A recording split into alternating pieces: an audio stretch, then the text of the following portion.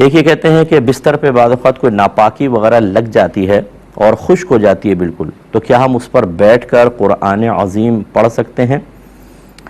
دیکھیں ادب کے خلاف ہے، اگرچہ نہ گناہ ہے نہ ناجائز ہے، اور بلکہ خاص طور پہ اگر گدے پہ جیسے بچے وغیرہ پیشاب کر دیتے ہیں اس پہ آپ نے ایک چادر بچھا دی ہے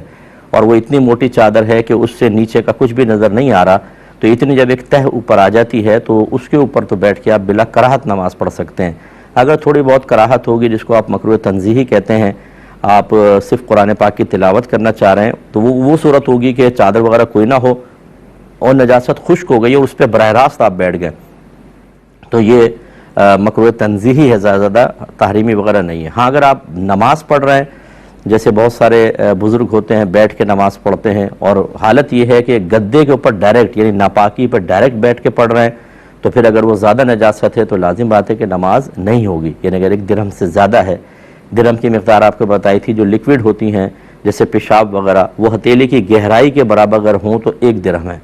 جیسے آپ اس پہ پانی ڈالیں جب ٹپکنے لگائے تو رک جائیں، یہ 1 درہم کہلاتا ہے۔ اگر گدے پہ نجاست 1 درہم سے زائد ہے اور اس پر بیٹھ کے نماز پڑھی تو ہوگی نہیں، اگر 1 درہم کے برابر ہے تو نماز ہو جائے گی لیکن واجب العیادہ ہے، دوبارہ پڑھنی ہوگی، اور 1 درہم سے کم ہے تو نماز ہو جائے گی، لوٹانا سنت ہے،